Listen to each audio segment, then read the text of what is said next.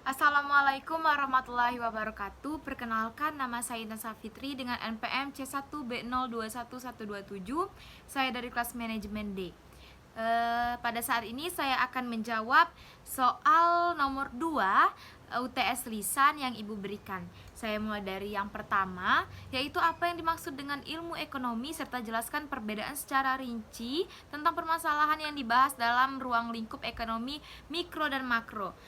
Dari catatan yang sudah saya draft tadi, ilmu ekonomi adalah ilmu yang mempelajari bagaimana masyarakat mengalokasikan sumber daya, energi, lalu teknologi, lingkungan, dan sebagainya. Untuk permasalahan yang dibahas pada ekonomi mikro dan makro, itu perbedaannya, kalau ekonomi mikro itu adalah cabang ilmu ekonomi yang mempelajari variabel dalam lingkup ekonomi yang kecil. Itu contohnya perusahaan, terus ada perilaku konsumen, permintaan, dan lain-lain.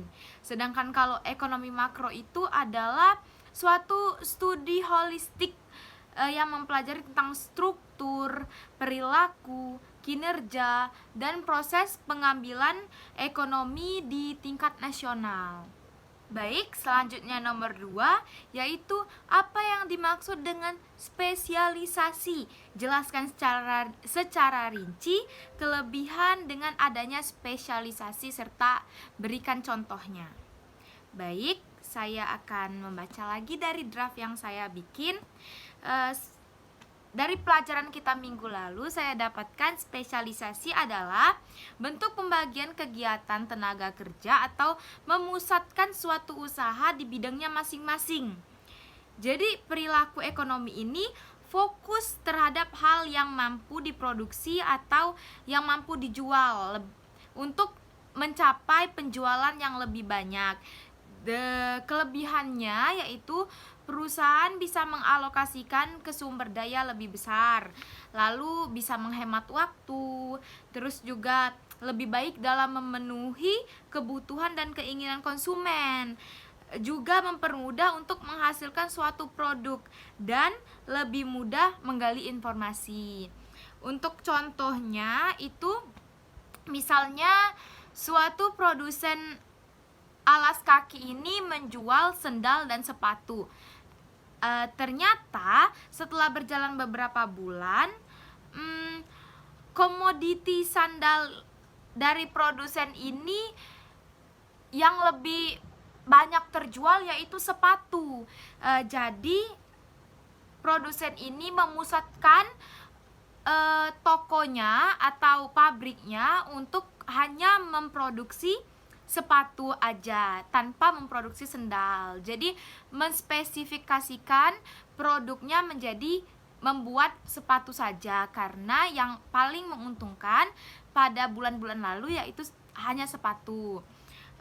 Selanjutnya contoh lainnya itu ada misalnya ada tukang jahit, nelayan, petani, tukang parabot rumah, dan lain-lain.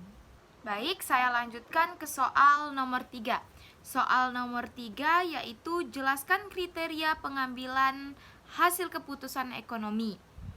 Jadi dari materi yang sudah saya baca dalam pembelajaran kita minggu lalu, saya dapatkan kriteria dalam menentukan hasil ekonomi itu ada 4.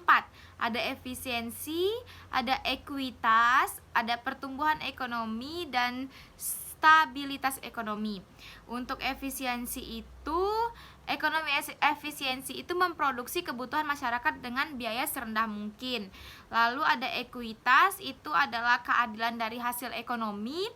Selanjutnya ada pertumbuhan ekonomi, contohnya meningkatkan output total dalam perekonomian. Dan stabilitas ekonomi, kondisi kestabilan atau peningkatan dari output diiringi inflasi rendah dan pemanfaatan sumber daya yang ada. Saya lanjut ke soal nomor 4, yaitu apa penyebab terjadinya kelangkaan, bagaimana dampak ke perekonomian, serta bagaimana cara mengatasinya.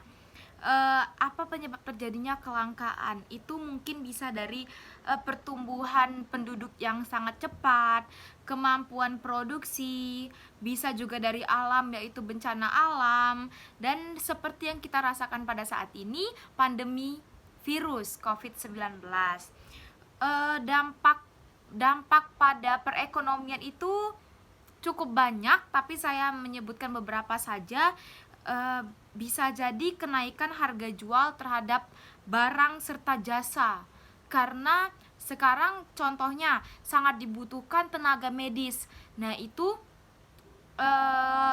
jadi gaji atau harga tenaga medis itu sangat tinggi untuk sekarang ini. Yang kedua, bisa kegagalan pasar. Contohnya perusahaan yang tidak memikirkan pasokan selanjutnya. Yang ketiga juga ada kuota dan kelangkaan. Terus juga untuk masyarakat pada saat COVID-19 ini mungkin tidak bisa bekerja secara efisien. Contohnya yang berjualan di pasar mungkin untuk saat ini tidak bisa berjualan dulu karena tidak boleh berkerumun, seperti itu. Cara mengatasinya mungkin kalau untuk yang virus atau penyebaran COVID itu belum bisa kita atasi selain kita menjaga jarak agar COVID ini cepat punah. Tetapi mungkin kalau yang untuk aspek-aspek lain ini cara mengatasinya, yang pertama menghemat penggunaan sumber daya alam karena sumber daya ini sifatnya terbatas.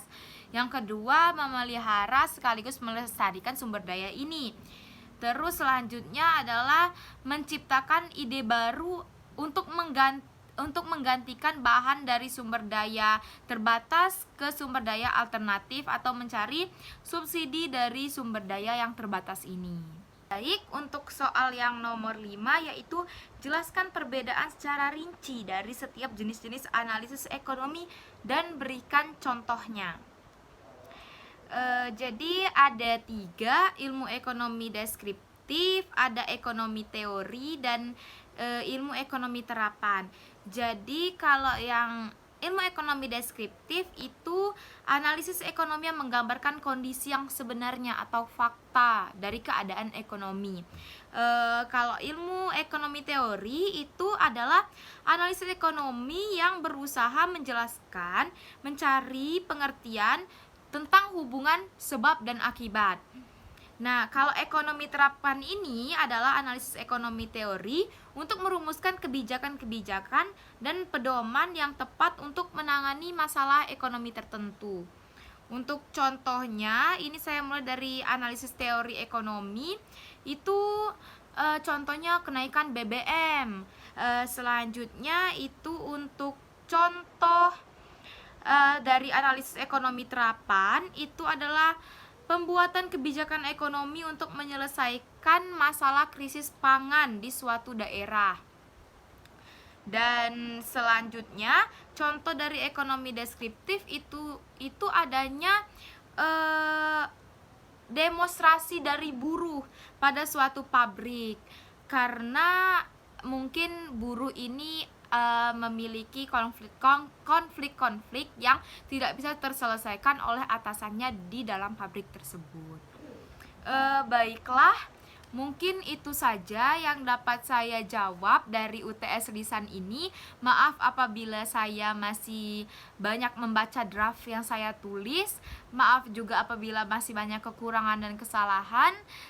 Terima kasih Ibu telah memberikan saya kesempatan.